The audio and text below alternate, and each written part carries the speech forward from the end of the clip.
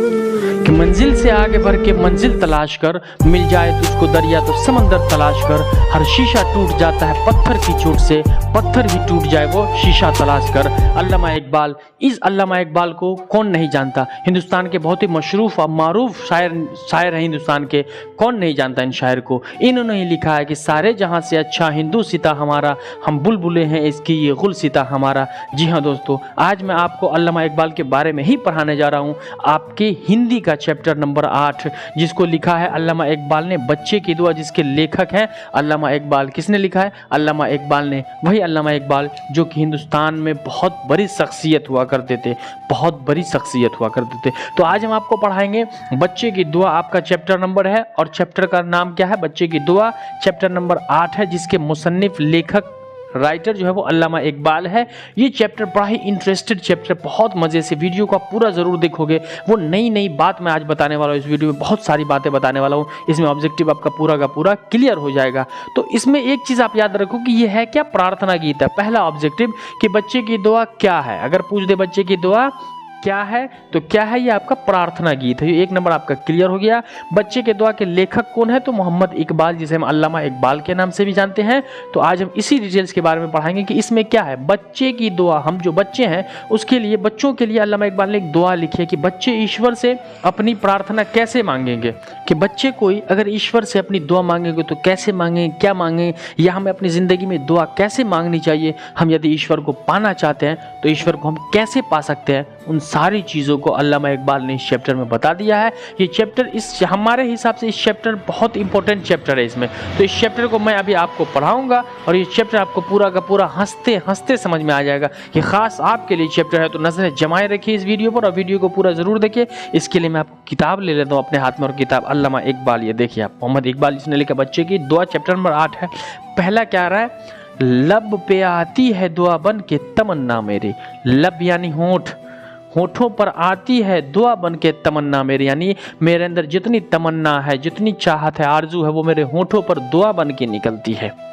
जिंदगी शम्मा की सूरत हो खुदाया मेरी, और मेरी जिंदगी शम्मा यानी रोशनी, जिंदगी शम्मा की सूरत हो खुदाया, मेरी जिंदगी जो हो वो शम्मा यानी रोशन हो जाए, रोशनी की तरह चमके।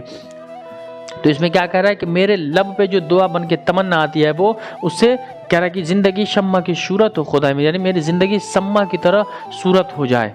फिर कह रहा है कि दूर दुनिया का मेरे दम से अंधेरा हो जाए। फिर क्या कह रहा है कि ईश्वर, मेरी दुनिया से अंधेरा का नामो निशान मिट जाए, नाम तक खत्म हो जाए, दूर दुनिया का मेरे दम से अंधेरा हो जाए, मेरे दम में, मेरी जिंदगी में जितना अंधेरा है सब खत्म हो जाए, हर जगह मेरे चमकने से उजाला हो जाए। ये ईश्वर, ये अल्लाह, हमें इस लायक बना दे कि मैं तालीम हासिल करके, नेक बन के, अच्छा बन के जहाँ जाऊँ मेरे चमकने से हर जगह उजाला हो जाए, मैं कहीं भी जाऊँ तो मैं एक अच्छा और मिसाल बन जाऊँ।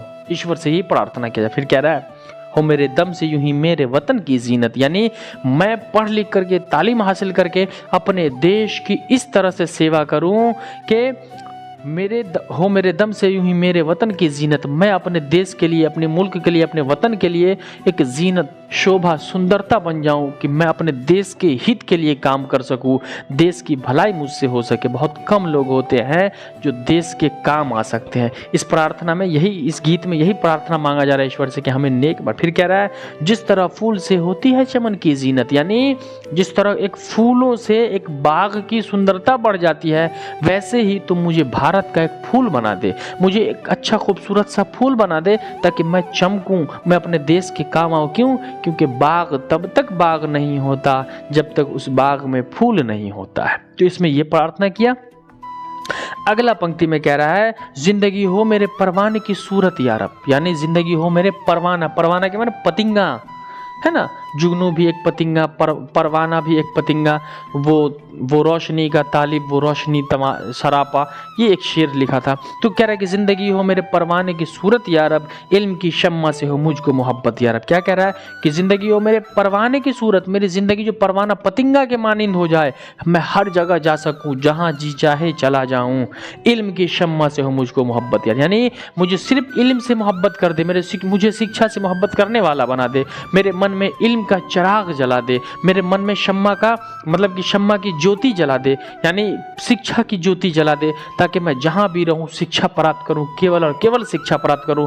और जब मैं शिक्षा प्राप्त करूँगा तो मुझसे क्या होगा, मेरे देश का नाम होगा। आप यदि शिक्षा प्राप्त करते हैं और देश विदेश में जाते हैं तो किसका नाम होता है? आपके देश का नाम होता है, आपका नाम होता है। ऐसे ही देश की भलाई हम करेंगे।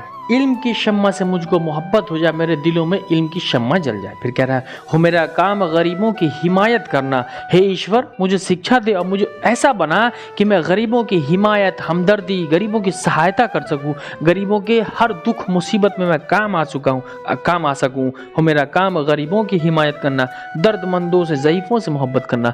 जो आदमी दर्द में, पीड़ा में पड़ा हो, ज़ईफ़ हो, जो बूढ़ा हो, उसकी मैं सहायता कर सकूं। कोई लाचार बूढ़ा आदमी सड़क पार ना कर सके तो मैं सड़क पार खड़ा दूं। ईश्वर से यही प्रार्थना कि मुझे ऐसा बना दे कि मैं गरीबों की मदद करूं। मैं ज़ईफ़ हूँ, बूढ़ हूँ और दर्दमंद जो तकलीफ में है, मुसीबत में है, मैं उन सबों की सहायता कर सकूं। ईश्वर से यही प्रार्थना है कि मुझे ऐसा बना दे कि मैं किसी के काम आऊँ। कह रहा है लास्ट पंक्ति में कि मेरे अल्लाह बुराई से बचाना मुझको। बहुत बड़ी बात है। क्या कह रहे हैं कि मेरे अल्लाह बुराई से भी बचाना मुझको। यदि आप मुझे बहुत अच्छा बना देते हो और बुराई की राह पे जाने वाला ही रखते हो, क्या फ़ायदा हुआ? अच्छा काम कर रहे हो, उधर बुराई भी।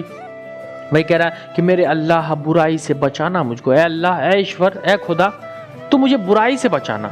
बुराई से बचा ले, अच्छाई खुद भी। जो आदमी बुरा काम ना करेगा वो तो अच्छा करवे करेगा ना, लेकिन जो बुराई कर रहा है, अच्छाई कर रहा है, तो क्या फ़ायदा हो रहा है? कमा भी रहे, खर्च भी कर रहे हैं। भाई कह रहा है कि मेरे अल्लाह बुराई से बचाना मुझको, नेक जो राह हो उस राह पे चलाना मुझको। यानी कि जो भी नेक राह यानी रास्ता हो उस रास्ते पर मुझे चलाना।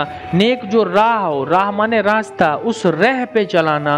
राह माने भी रास्ता होता है। नेक जो राह हो उस राह पे चलाना मुझको। तो इस पंक्ति में बच्चे की दुआ में मोहम्मद इकबाल साहब ने बच्चों की दुआ को बताया है कि हमें कैसा रहना चाहिए, हमें कैसा बना दे, हमें शिक्षित बना दे, हमें दर्दमंदों की सहायता करने वाला बना दे, हमें बुराई से बचा ले। तो इसमें ये बस खत्म हो गया। छोटा ही चैप्टर था, इसलिए बहुत मज़ा आया आपको पढ़ने में। इसका ऑब्जेक्टिव इसी में दिया हुआ है। इसी में शोभा का मतलब क्या होता है, सुंदरता हो जाता है ना। परवाना का मतलब पतिंगा हो जाता है।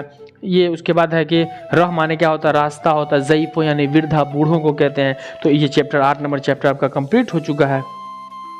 इसमें इस कविता में किन किन चीज़ों की चाह रखे गए तो सवाल आप क्लियर कर लोगे। तो ये चैप्टर आपका मेरे हिसाब से कंप्लीट हो चुका है हिंदी का।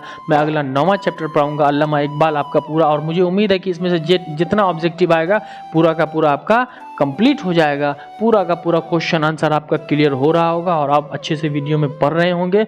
मुझे उम्मीद है कि आपका मार्क्स अच्छा ही आएगा। तो चैनल को सब्सक्राइब कर ले और प्लीज़ हमारा सपोर्ट करें। और अगर आपने सब्सक्राइब कर लिया तो खुशी की बात है। और वीडियो को ज़्यादा से ज़्यादा शेयर करें, अपने दोस्तों को भेजें, बोलें कि आप टाइम बहुत है कम और लगा दो पूरा दम, पढ़ो किताब को, पूरा का पूरा पढ़ते रहो। बहुत जल्द मैं आपको अब शॉर्ट कहानी पढ़ाऊंगा, यानी सब्जेक्टिव क्वेश्चन आंसर क्लियर करवाता जाऊंगा। तो दीजिए अपने हसन सर को इजाज़त, मिलते हैं हम अगले क्लास में। तब तक के लिए जय हिंद, खुदा हाफिज़।